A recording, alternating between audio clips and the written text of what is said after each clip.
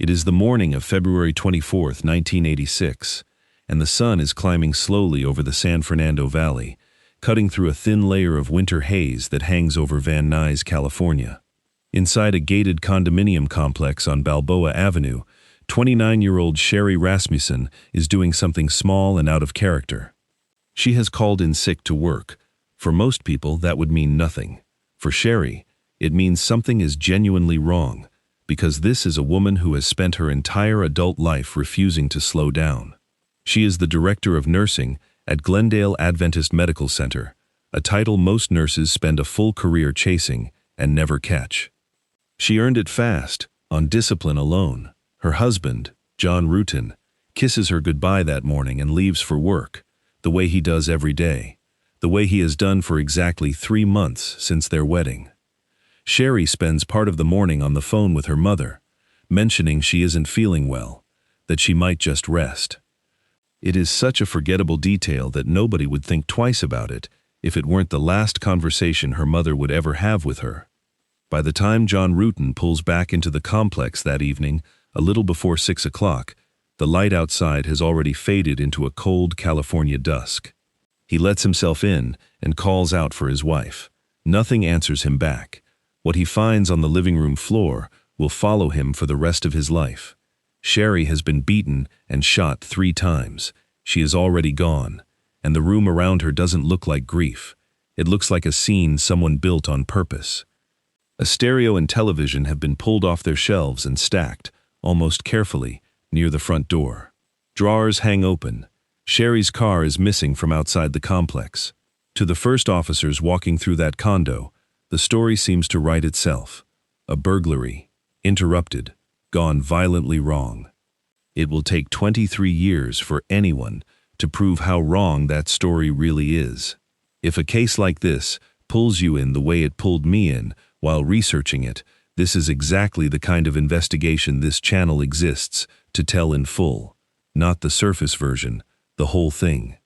Subscribe now, because the deeper we go into this one, the less it looks like anything the original detectives believed.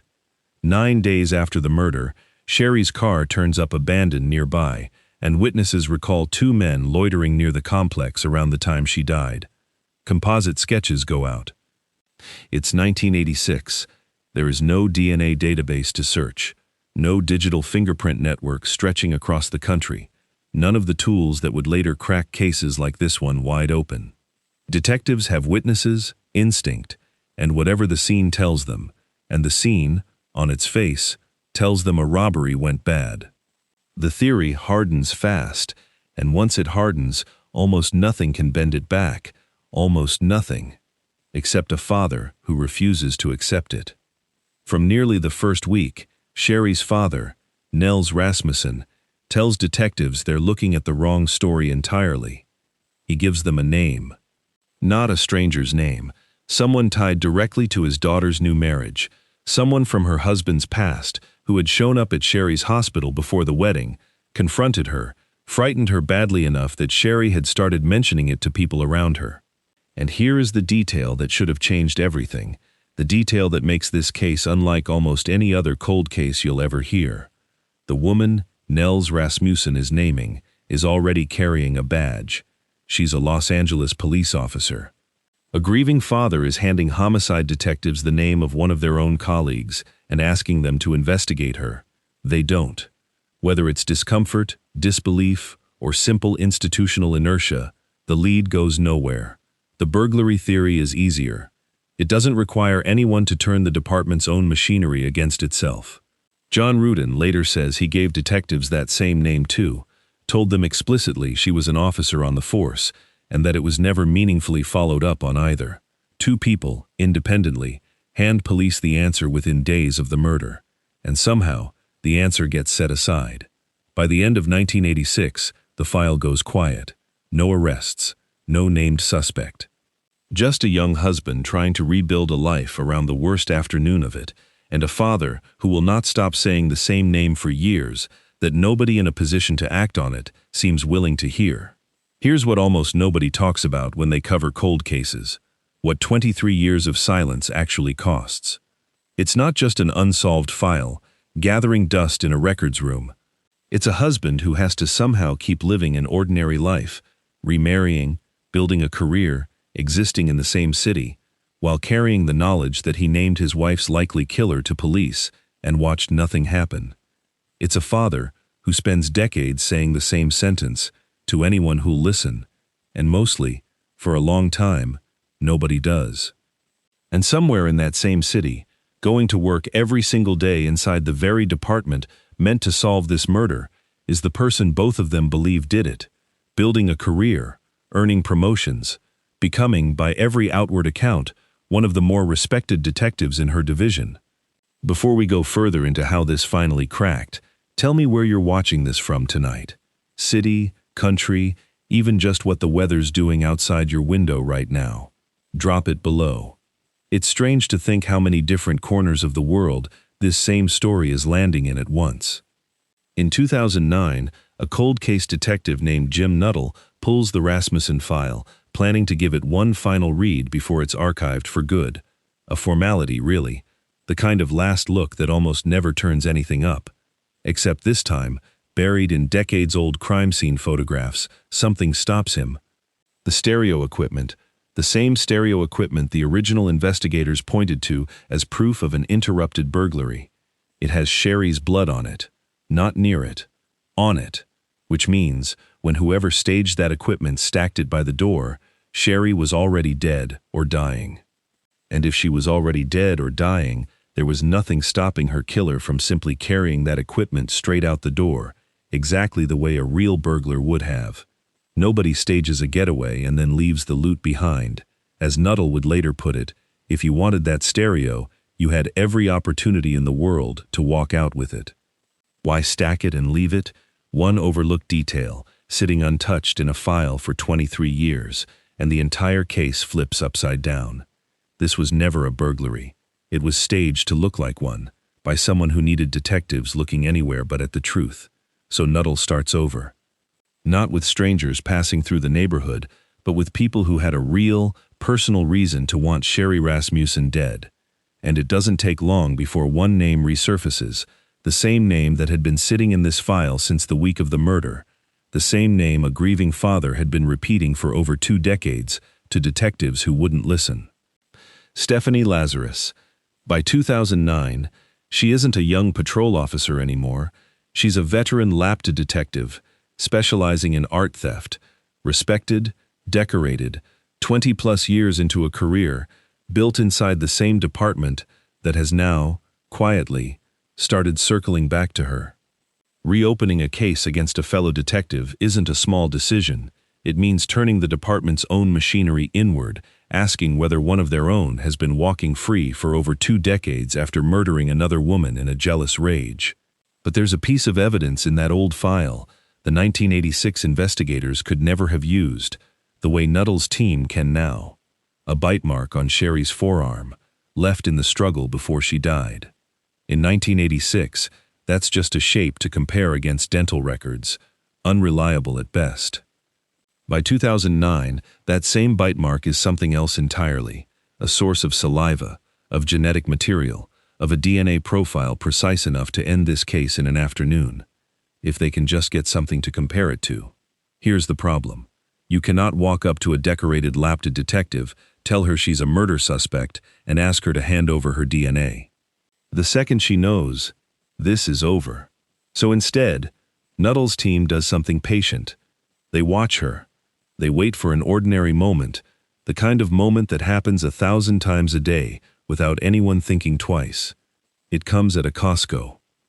Detectives watch Lazarus finish a drink and toss the cup into a public trash can.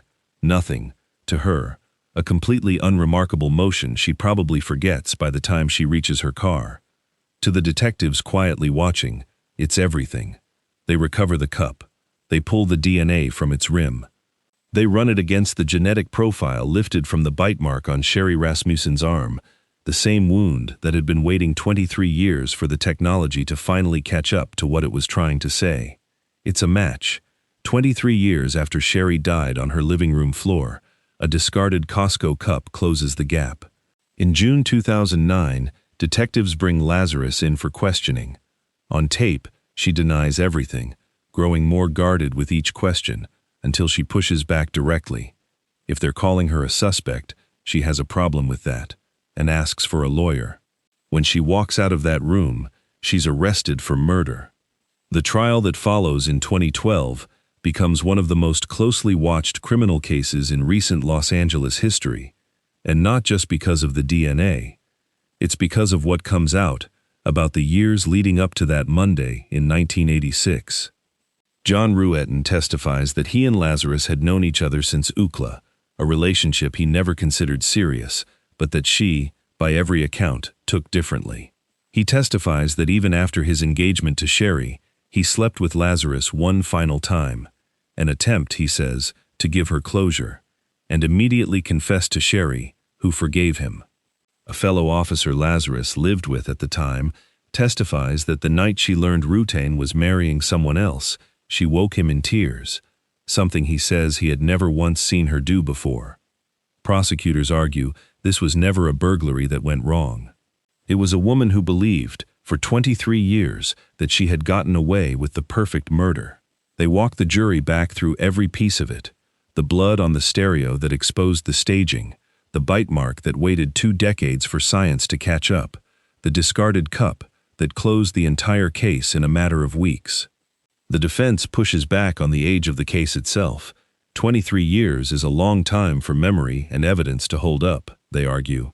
An argument that resurfaces again during Lazarus's appeal, when her attorneys challenge the search warrants used on her home and claim the years-long delay violated her right to due process.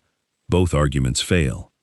The California Court of Appeal upholds the conviction in 2015, ruling the evidence of her guilt and motive was strong enough that time alone couldn't undo it. And as for the cup, the law has never protected what you knowingly throw away in public.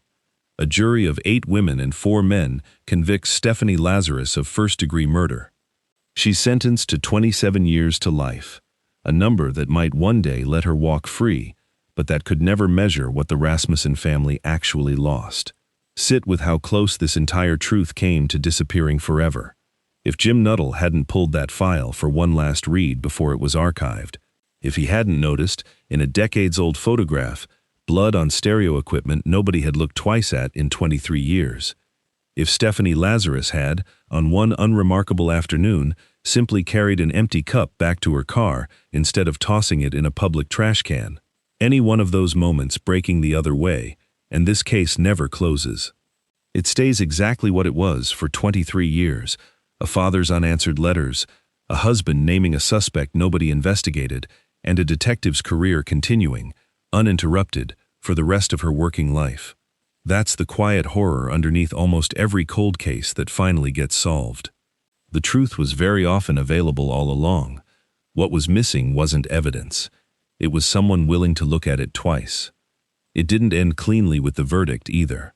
Lazarus has come up for parole multiple times since 2012, and each hearing reopens the wound for a family that has already waited far too long.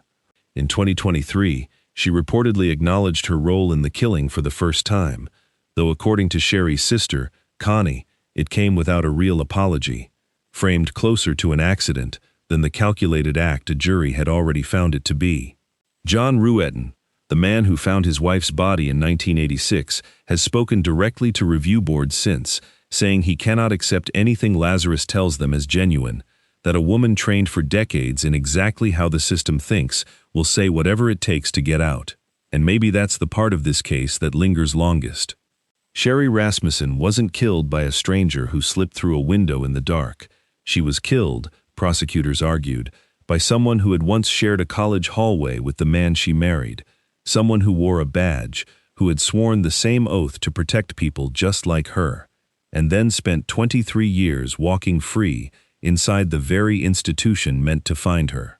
She was 29. She'd built a career most people twice her age would envy, all the way from a small Adventist academy in Arizona to a director's office at a major hospital, married 3 months to a man she loved, standing right at the edge of the life she'd spent her whole adulthood working toward.